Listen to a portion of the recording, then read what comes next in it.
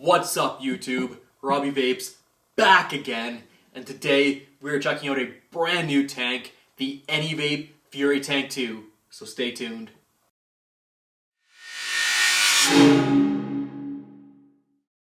That's right YouTube, today we are checking out the Fury Tank V2 by Anyvape, and before we get into any of the pros and cons of the down and dirty section, I want to give a big thank you to Digital Imports here in Calgary. I'll have a link down to their website and their Facebook page below. Make sure to go check them out, especially if you're in the Calgary area. They stock a ton of juices and a ton of new devices and new tanks for you guys. They also have an online store if you're outside of Calgary and you want to ship. They will ship. But again, just make sure to go check them out. Like I said, they were kind enough to give me this device for the purposes of this review, and I owe them a huge thank you for it. Now moving on to the tank itself, in this review it's going to be a little bit different than most of my other ones, and there's a reason for that, and I'll tell you a little bit more about it as we go on. But basically the structure of this review is going to be the pros and cons first and foremost. Then we'll get down and dirty and take the tank apart, show you it all up and close. And then what we'll do after that is tell you my recommendation on whether or not I think you should buy this tank. So with that said, let's get started on the pros and cons, starting with the cons. And some of these are going to be very subjective, which is why I'm actually doing this first in the video rather than at the end. I really want to give you guys the full effect of this tank ahead of time rather than at the end when maybe some people don't watch it all the way. And I do want to mention a few things because it's so subjective. Everyone is going to have different opinions on this. Some of you guys are going to love it, some of you guys are going to hate it, some of you guys might fall somewhere in between.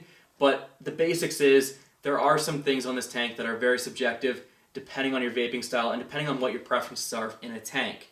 And I say that because the very first con is going to be the drip tip. The drip tip itself is actually a very good drip tip for me personally. It's a nice wide bore. It's got a really cool curvature to it, which I'm really liking right now. The con, unfortunately, is the fact that it is a proprietary drip tip. And usually when I say proprietary, you think it's maybe a little bit too big, maybe a little bit too small, and that's why it won't fit on other devices. But in this case, it is much different. In fact, it is built as part of the tank in a lot of ways. It is removable, sort of, but we'll get to that a little bit more in the up and close section. Basically, the reason why I'm listing this as a con is because personally for me, I want to use it on other devices, whether it be tanks or RDAs. To me, it doesn't matter. I just wish I could use it on something else as well. And again, that's not a knock on the tank itself. In fact, I actually like this tank quite a bit, but I'll get into that again a little bit later. The one thing I do want to say is that the drip tip is proprietary. If you don't like the drip tip, you are stuck with it. If you do like it, you might be like me and wanting to use it on other devices, in which case it's still a bit of a con because you can't. The next con is not related to the tank itself. In fact, it's actually related to how you can purchase this tank, or I should say the limited amount of options you have to purchase this tank.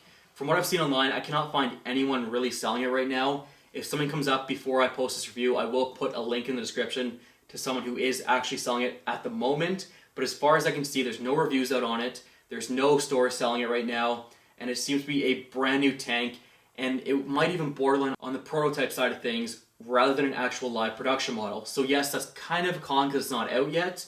But at the same time, it's also a bit of a pro because they're taking the time to get people's opinions on it before they actually release a full-blown line of these tanks. Apart from that, those are really the only two cons I can think of. Now, of course, the wattage on this tank, based on the coil itself, there's two different coils it comes with. It comes with a nickel coil, which to be honest, I haven't used at all. And the reason for that is because I just don't use nickel anymore. I've made kind of a vow not to use nickel anymore, and I've decided that any other tanks come with nickel coils. I won't review the nickel portion if it comes with a nickel and canthal, and if it is nickel only, I will not review it at all. There is in fact a canthal coil it comes with, which is what I have been using, and that canthal coil is a 0.3 ohm Clapton coil, which is recommended wattage range is 30 to 60. Now what I'm actually getting it out of, and what I'm vaping on right now, is 85. So you can exceed that to a certain degree. For me, the maximum I could reach was between 90 and 100 watts. I wouldn't push it much higher than that. I think at 90 watts you're kind of pushing the limits. Anything above that, unless you're taking very short inhales, you might get a slight burnt taste at the very end. But considering it was rated for only 60 watts, and the fact that it exceeded that does bump it into a different category as well. Now I will confirm at 30 watts, which is where I vaped it at first, it was pretty decent, but I think at 40 watts is where the flavor really starts to come out. The vape production is a little bit nicer at 40 watts as well, and it pretty much only improves from there all the way up to about 90 watts. 90 watts I think is one of the better vapes for it. I'm vaping at 85 right now, just to save on battery and save on coil life, which again is another thing we got to talk about is the coil life. But basically again, for the wattage itself, for the coil, what can it handle? I would say it can handle up to 90 watts, and again, I wouldn't push it too much further than that. Going back to coil life, however, Let's talk about coil life. I've had this device for about 2 weeks now, maybe a little bit less than that, and the truth is I haven't really had a chance to burn out a coil yet, so I cannot tell you what the life is going to be. Usually I'll wait at least a month or until the coil burns out, whatever one comes first, and then put out a review on the product. But in this case, they've been asking me to get a review out quickly. 2 weeks I think is a pretty decent amount of time to spend with it. The fact that it's lasted about 2 weeks, it could die out on me tomorrow or it could die out a month from now. And that's the biggest issue with putting a review out a little bit quicker, is I don't know how I can confirm the coil life. What I will say is I've been vaping on nothing but Muffin Man this entire time since I bought this tank. And I do want to say that Muffin Man is usually considered a coil burner. This one seems to be handling it pretty good. There's some pretty good juice holes in the wick as well, and I'll show you that in the down and dirty section. But so far the coil life seems to be great. No signs of slowing down. But again, I will do an update just with how long it actually lasted in a separate video, just to give you guys an idea of what you can expect out of these. From there, let's look at the vapor production itself and the flavor. The flavor, I will confirm, is amazing out of this thing, but I will say there is one caveat that I've done in this tank that I haven't done in any other tank before, and that is stick to one flavor and one flavor only. By sticking to one flavor and one flavor only, I seem to be able to have better results out of it, and I seem to be losing less and less flavor to vapor's tongue, and it seems to be holding out a lot stronger. I can't confirm if that's going to be the case in every tank I try, but in this tank I wanted to give it with one flavor because I was actually enjoying it with the one flavor and it seemed to be working for me. But again, let's get to the vape production. I'm going to take a hit off this. This is 85 watts on the SIG 150TC. Just to give you an idea. Take a hit, you guys can see the vapor production and make a judgment for yourself.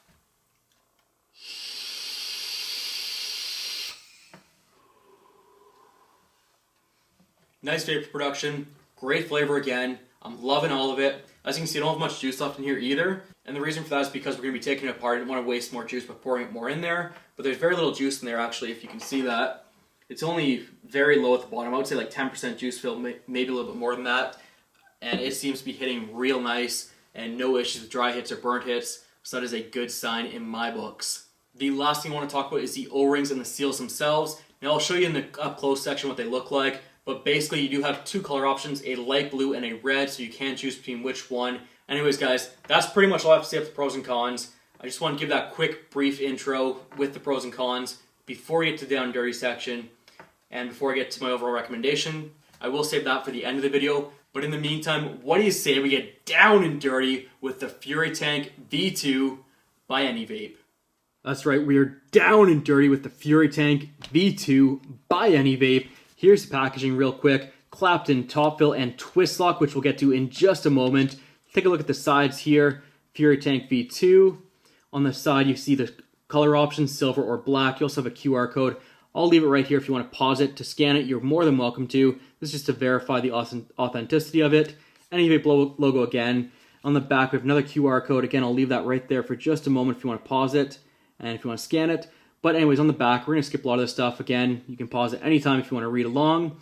Otherwise, we'll go back down to what comes with it. You get the Fury Tank 2 tank with the 0.3 ohm Clapton coil pre-installed. And thankfully they installed that and not the nickel coil. So that's a big plus in my books that I forgot to mention the pros and cons.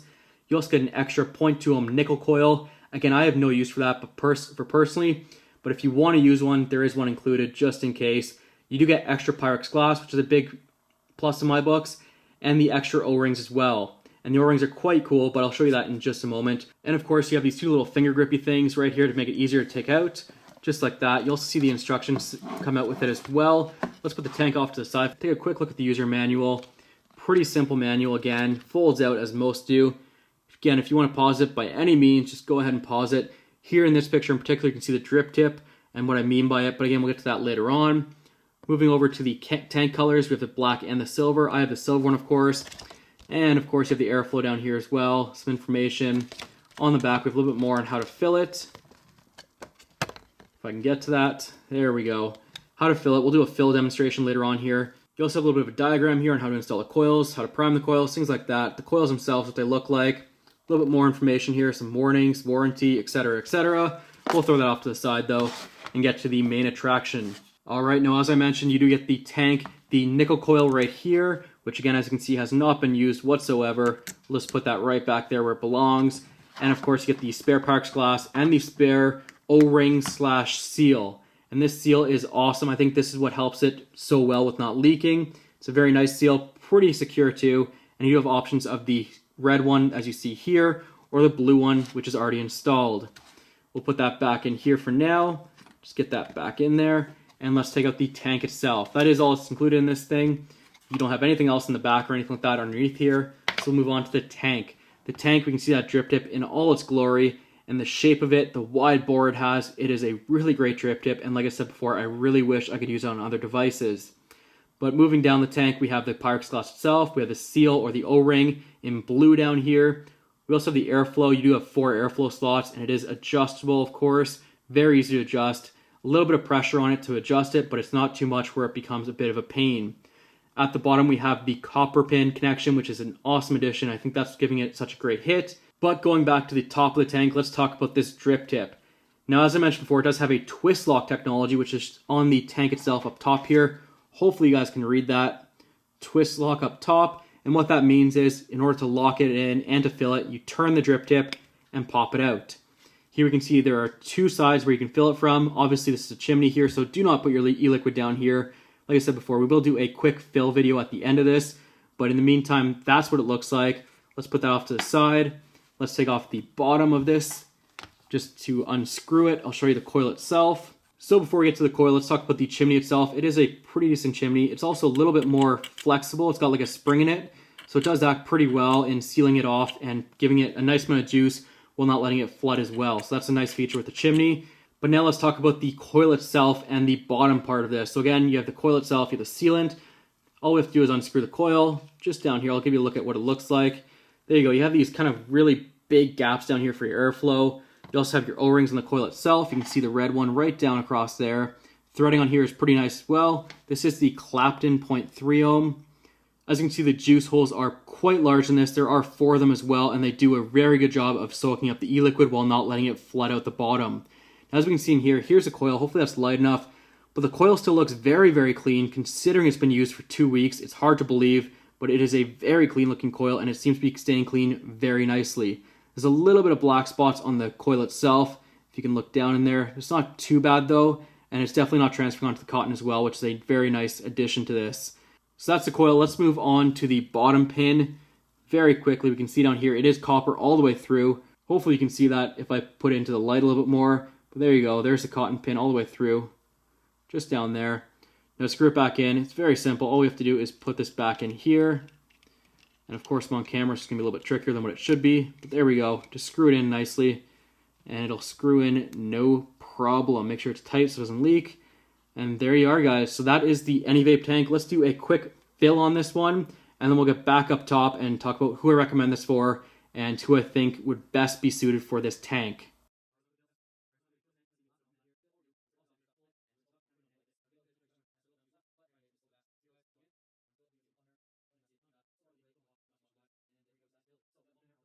Now let's look at how you put the actual top back. So as you can see, there are 2 little indents in the top, and these little indents line up with these ones on the drip tip itself. So this will just go in like so, push down a little bit, and twist to lock. It's now locked in, just like that, and there you have it. So the tank is now all set up. We can vape on it again. But like I said, let's go back up top and talk about who I recommend this tank for, and who in particular, as far as vaping style goes, is going to like this tank the most. Alright guys, we are back up top with the Anyvape Fury Tank V2, and of course the big question on everyone's mind is, do I recommend this, and if so, who would I recommend it for? And I actually have a certain group of vapors in mind right now for who I think would best benefit from a tank like this. And my pick for the vaping style that could use this the most is anyone with one of those single 18650, 75 or 80 watt devices. I think this thing performs flawlessly between the 40 and 70 watt range, and at 80 watts, it's an extra bonus if you have that kind of power, but you really don't need much more than 80 watts for it. At 90 watts, yeah, you can hit it pretty decently, but I still think 80 watts is kind of the sweet spot at the high end, and 40 is the sweet spot on the low end. Just my personal opinion, but again, anyone who has those devices that are single 18650 or 80 watts or less, I think you're going to love this device, and it is for you. You don't have to worry about buying a more powerful device for it if you already have a device like that. You don't have to worry about buying extra accessories or different coils. The coil that came with the 0.3 ohm Clapton coil is perfect. I would just get more and more packs of those. I know with some of the other tanks out there, the Crown tank in particular, the 0.5 versus 0.25, the amount of power difference between the 2 coils is quite impressive. The 0.5 will work at 50 to 60 watts, no problem at all. Give you a really nice vape, whereas the 0.25 tend to work better at around the 90 to 100 range, just based on my experience. You may feel differently, but that's just my experience with it. Same thing with TFE4. You now have, tens of coils out there for that. You have the Claptons, you have stainless steel Claptons, you have the quads, you have the tris, you have the hex, etc., etc. The point is, with this one, you need one coil. You can go and get that pack of coils, hopefully somewhere at least. Like I said before, it is very hard to find, and that was my con as far as where you can get this device. But again, if you get the 0.3 ohm coils and you have that 80 watt or less device, it's going to run beautifully. Just keep that in mind going forward. That's who I recommend it for. Overall, do I like this tank? I do. I do like it a lot, actually. The drip tip, like I said, is one of my favorite drip tips I've used. Just the shape of it, as you saw in the up close section. It's something about it, I just like the way it fits and everything. But apart from that, I really wish it wasn't proprietary. And that would have made it a little bit more of a selling point for me personally. That being said, is it going to stay in my rotation? Am I still going to use it after this review? And of course, the answer to that is absolutely, I definitely will. I've had some really good experience with this, and of course, more so than that, after this review, I still want to see how far I can push this coil before I actually burn it out or before I start losing flavor. So with that being said, guys, that's my review on the Anyvape Fury Tank V2. Hope you guys enjoyed that. And again, if you are looking for one, I will do my best to put links in the description for where you can buy one. If there isn't any right now, make sure you keep an eye out on this if you are interested. And if you're not interested, then, well, I guess it's no loss to you guys. But with that being said, that's my review. And of course, that will end the video here. So thank you everybody for watching. And as always, happy vaping, YouTube.